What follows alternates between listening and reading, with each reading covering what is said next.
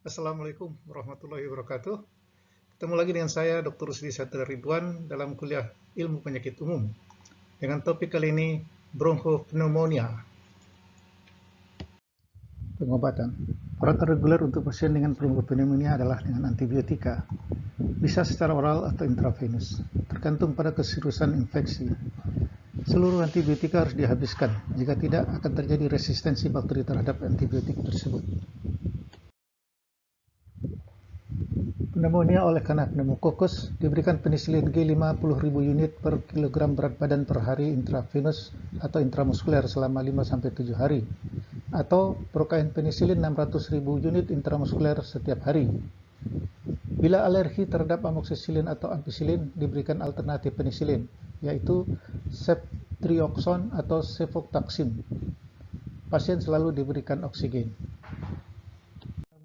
Oleh karena Staphylococcus, terapi antibiotikanya adalah penisilin atau erythromycin atau cephalosporin. Bila pasien tidak segera merespon, dapat menggunakan vancomycin. Kemudian pasien hendaknya diisolasi, berikan antipiretik untuk demamnya.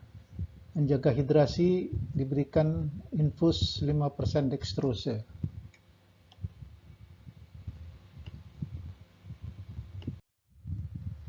Untuk pneumonia oleh karena hemofilis influenza, diberikan ampicillin 100-150 mg per kilogram berat badan per hari dan chloramphenicol 50 mg per kilogram berat badan per hari dibagi dalam 4 dosis. Untuk pasien-pasien yang berat, alternatif penisilin diberikan cefotaxime 100 mg per kilogram berat badan per hari atau ceftriaxone 70 mg per kilogram berat badan per hari.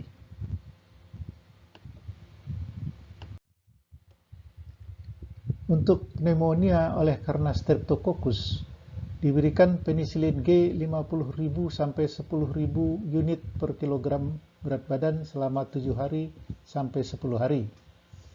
Antipiretik diberikan untuk demamnya. Pengelolaan oksigen tidak boleh dilupakan. Menjaga hidrasi, diberikan cairan intravenus. Perawatan yang mendukung dan dalam posisi yang menyamankan pasien.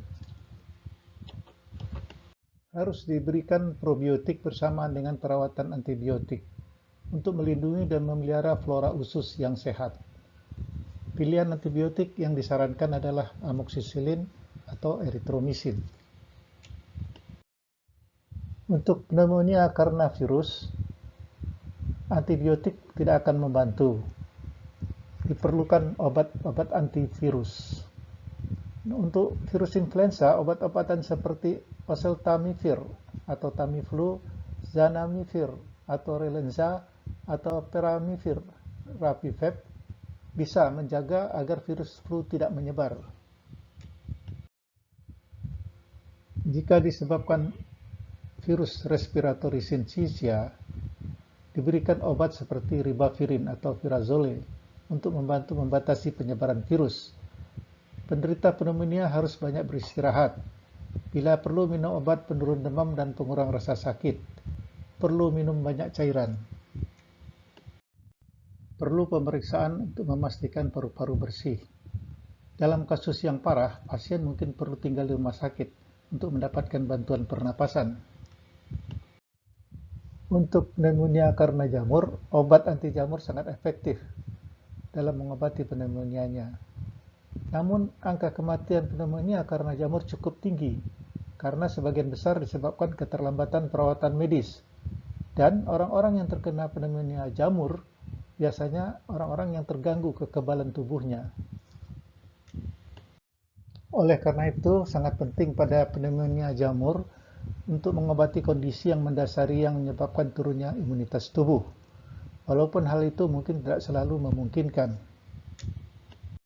Obat anti jamur, amphotericin B adalah obat utama, terutama pada pasien yang sakit akut.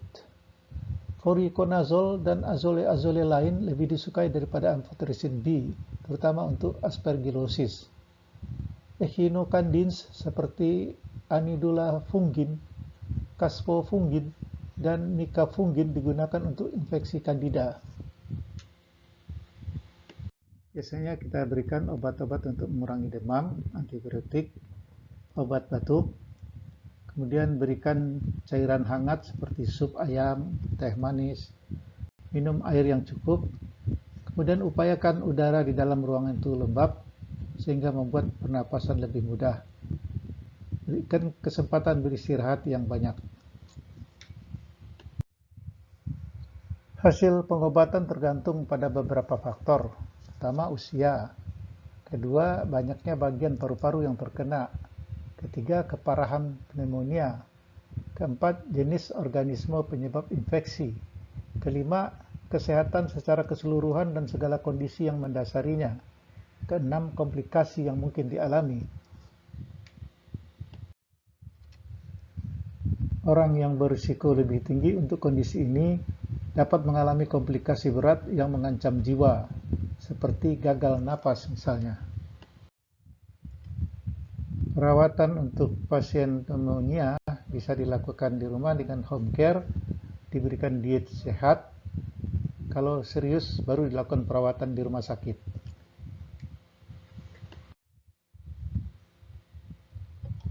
Pada perawatan di rumah harus ditingkatkan asupan makanan, istirahat yang cukup, periksa suhu secara teratur, berikan antibiotik untuk mengurangi demam, suasana kelembapan yang tinggi di dalam ruangan, dan diperiksa secara teratur oleh petugas kesehatan.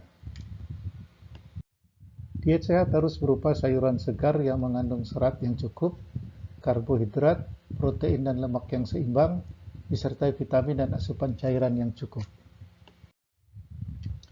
Perawatan rumah sakit untuk kasus yang serius, diberikan antibiotika intravena, terapi oksigen sebagai tindakan suportif bila kadar oksigen darah rendah, membersihkan sekret pada bronkiolus, dianjurkan kepada pasien lansia dengan pernapasan cepat dan tensi yang rendah, juga pasien-pasien yang kebingungan atau delirium yang butuh bantuan pernapasan.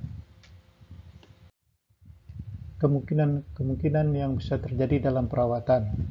1. Akibat tidak efektifnya pembersihan jalan napas karena meningkatnya peradangan, peningkatan sekresi, obstruksi mekanik, mengakibatkan banyak dahak, batuk produktif, dan takipni atau nafas cepat.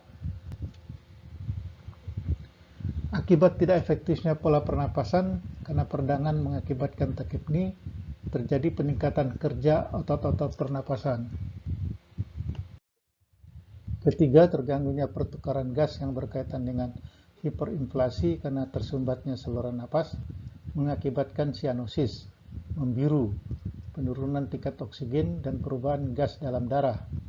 Keempat, risiko terjadinya infeksi karena adanya organisme infeksius yang mengakibatkan demam atau ditemukannya virus atau bakteri pada screening laboratorium. Kelima, gelisah akibat pernapasan yang tinggi dibuktikan dengan peningkatan kerja pernapasan. Keenam, terjadi defisit volume cairan akibat penurunan asupan oral. Ketujuh, status nutrisi yang berubah kurang dari kebutuhan tubuh terkait dengan kesulitan makan yang dibuktikan dengan asupan oral yang buruk. Kedelapan, ketakutan yang berhubungan dengan kesulitan bernapas, situasi dan prosedur yang tidak dikenal menyebabkan penderita sering menangis dan kurang kooperatif.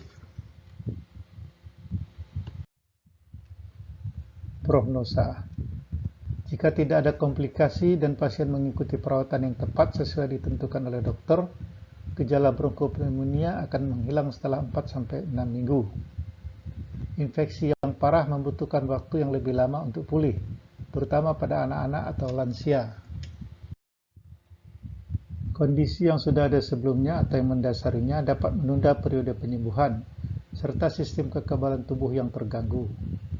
Meskipun seseorang akan mulai merasa lebih baik setelah 3 atau 4 hari sejak awal perawatan, tetap harus menyelesaikan pengobatan seperti yang disarankan, supaya bakteri tidak mengembangkan resistensi dan akan menyebabkan bentuk bronkopneumonia yang lebih serius.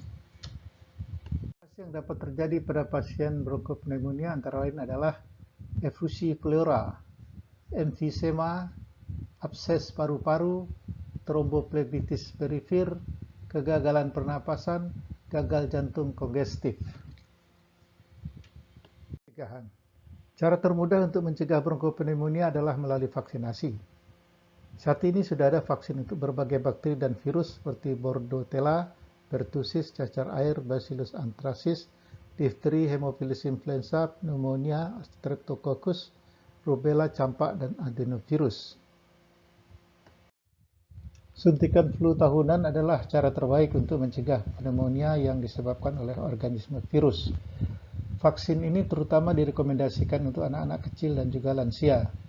Untuk anak-anak, vaksin memiliki tujuan tambahan, dan itu adalah untuk melindungi mereka dari infeksi yang ada di masyarakat.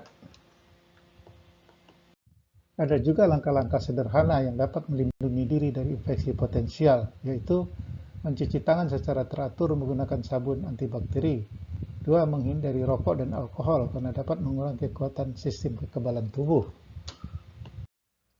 Hindari kontak dengan orang sakit. Bangun sistem kekebalan tubuh yang kuat dengan mempertahankan pola makan yang sehat dengan buah-buahan dan sayuran, berolahraga dan banyak istirahat. Tidur cukup adalah salah satu faktor utama yang berkontribusi pada sistem kekebalan tubuh yang kuat. Akhirnya sampailah kita pada akhir kuliah bronkopneumonia kali ini. Terima kasih telah mendengarkan. Sampai minggu depan. Assalamualaikum warahmatullahi wabarakatuh.